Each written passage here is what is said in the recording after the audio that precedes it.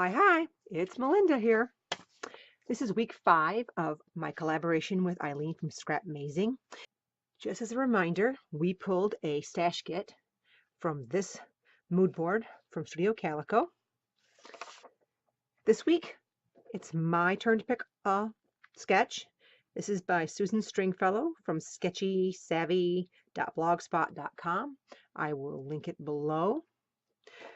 This one shows a 4x6 photo, lots of layers this way, and the title cluster up here.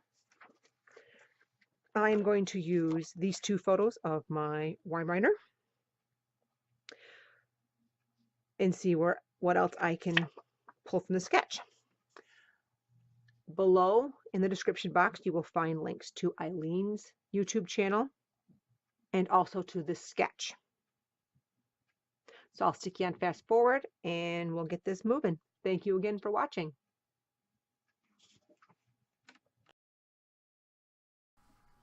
We're going to start out by chopping the photo up and cropping it down. I want these to be separated so I can kind of put them askew to each other. Find that more interesting than just having them in a block, the way they print out. I'm going to write my title down, which I think is going to be always watching, so I don't forget what I was thinking. I'm going to try to figure out what background I'm going to use.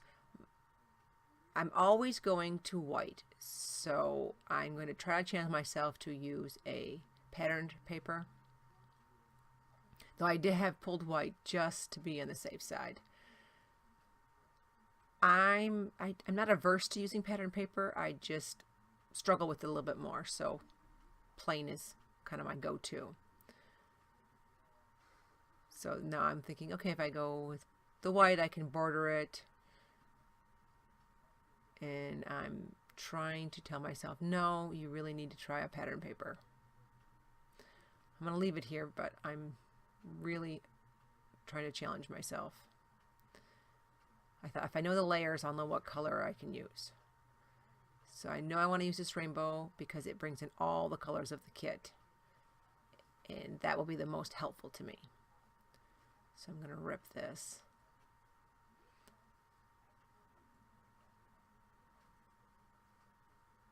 And I think, okay, I can do this. I can put this on this paper. You see the pondering? Yes.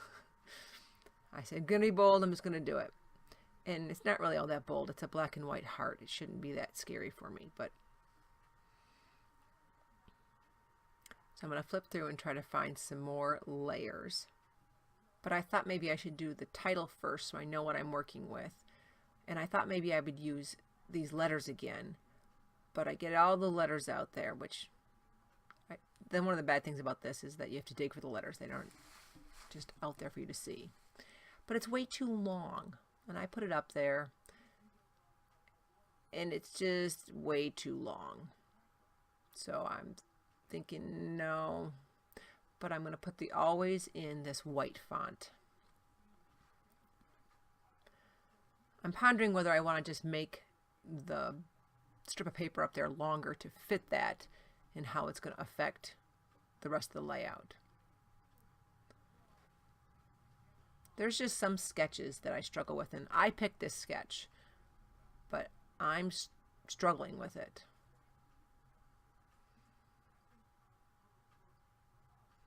It might be because I'm trying to follow it as closely as possible. Usually in the days that I want to be in a hurry, I decide that I should follow a sketch, and then I end up struggling more. I decide I'm going to try to put the watching in this font to see if I like it better. And yes, size-wise, it's perfect. So that will be it. And that has these lines on the sketch. So I use this notebook paper that I have sitting here. It's probably not archival safe. It's just a long strip notebook that I got at Marshall's.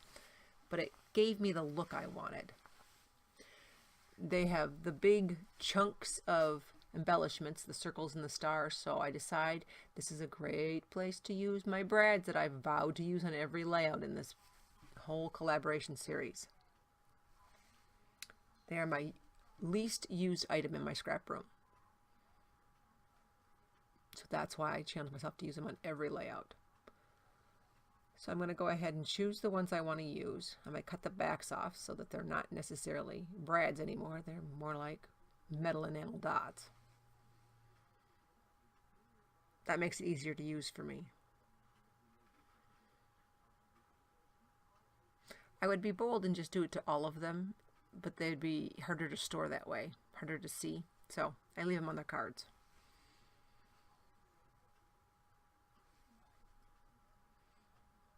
Tapping fingers.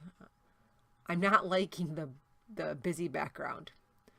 So I put the vellum on and think I could put vellum over this. It would calm it down, but yet still be the background. You could still see the hearts. So I'm going to do 2 sheets of it so it's a little more opaque and cut it down to, I think, 11.5 by 11.5.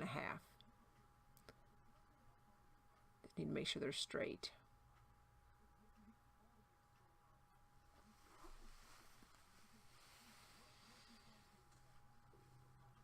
So I'll leave a border and just stick this in the center. It doesn't do much, but it calms my, oh my God, there's a crazy pattern in the background. So that works. Now, in order to sew the rings on, I'm going to have to get all the layers down because the rings are sewed over the layers. And I'm trying to figure out what I'm going to put for that long strip. And I was thinking washi tape. I think I need a bold black somewhere. So I was thinking the washi tape would work. But I don't like that. So I'm going to use this. It's from the 6x6 paper pad. To ground all the layers. And of course I'm going to pull the tissue paper. Because of the gold letters, I need something else that's gold. And I'm freaking out a little bit because the brads, the big ones, only have silverish color on the background. I have nothing with gold on it, so I'm just going to ignore them. I chose to go with this pink for this long strip. Just cut the 6x6 down to, I think it was 1/2 inch. Twice, and then they meet in the middle so no one knows it's 2 pieces. And I need another piece of paper, and I'm thinking, oh, I could use yellow or maybe this. I'm hesitant to cut into my 12 by 12 papers because I like them being large for kits, but I need this to be smaller. So yeah, I like that. It kind of brings all the colors together. It's a light color. And this can be smaller.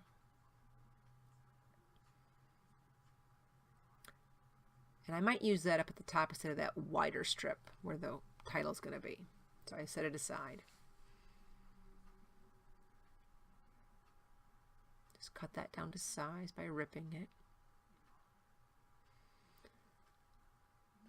I'm going to use 2 of these stickers. The pad of paper says, the little sheet of paper says notes, and I don't want it to say notes.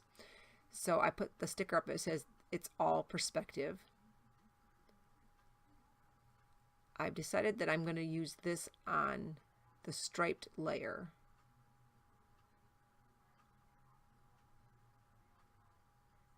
And just tape it to one side, tape it to the other, and wrinkle and fold up what's in the center.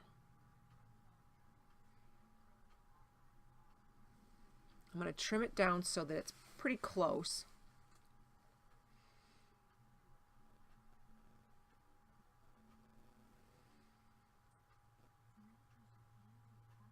I'm going to squirt some glue in the center just so that it kind of holds it down and doesn't get loosey-goosey.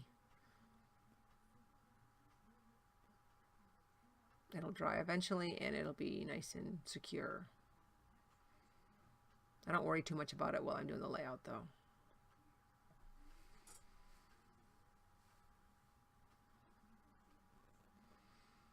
Just making sure everything is how I want it. I know I have to sew, so I've got to figure this out. So I'm going to try to staple these together. That needed to be a little bit longer. And I didn't like the rounded edges, so I cut those off.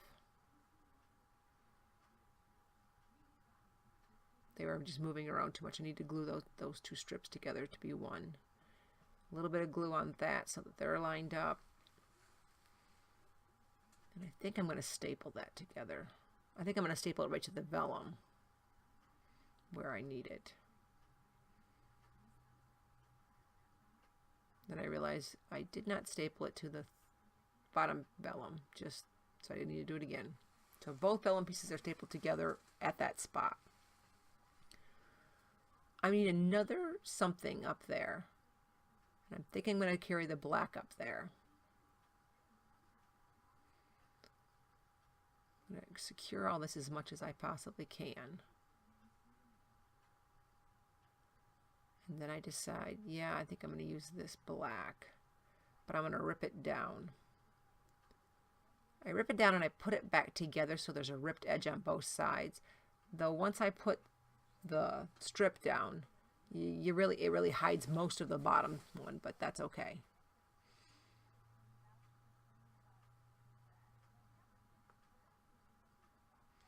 I decide that I just fold those over. Sometimes I cut them, but today I just folded them over. Now this is how I'm going to make my rings. I'm going to lay a thing of washi tape and then take another thing of washi tape because that's too small, and just kind of use it as a protractor, I think they call them, and just trace around it. A light pencil line, just so I kind of get an idea of where to stitch.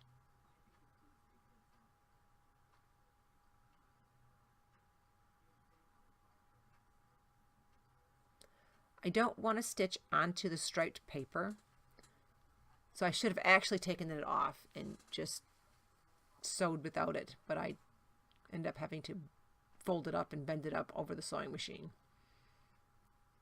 So I'm going to go sew those circles in gold, making sure everything's taped down. And ta-da! They're sewn. I did sewed it twice on each circle, so they're kind of messy. And see how the striped paper is kind of folded up? I had to bend it and around the sewing machine so that I didn't sew on it. Erase the pencil lines. Got to trim off the manufacturer strip.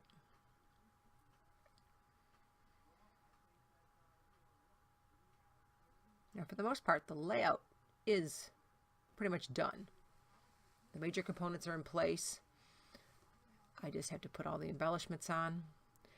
I've decided to go with the candy hearts. I choose this bigger teal one to go there, or aqua.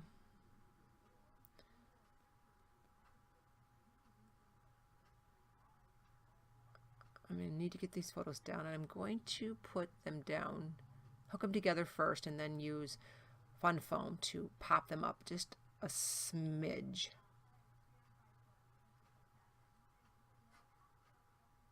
I need to break out my glue gun again, but I didn't. So I'm going to lay these back out.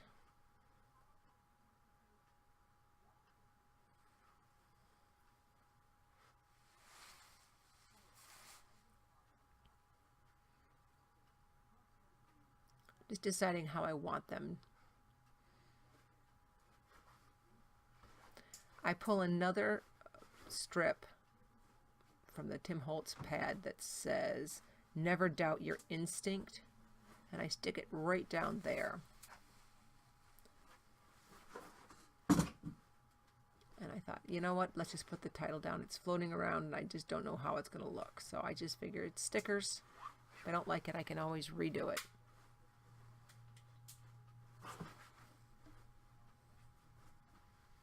And I start sticking this down and I think, oh, I can't really see that. What can I do? I'm going to just make them black. Now, making them black creates another problem for me that I didn't think about, is that there's that black strip of line.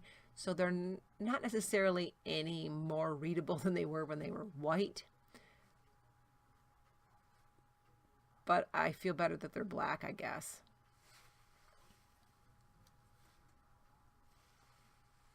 Maybe I should have put a smaller gold letter sticker in my kit to use, but I thought white, I could make any color.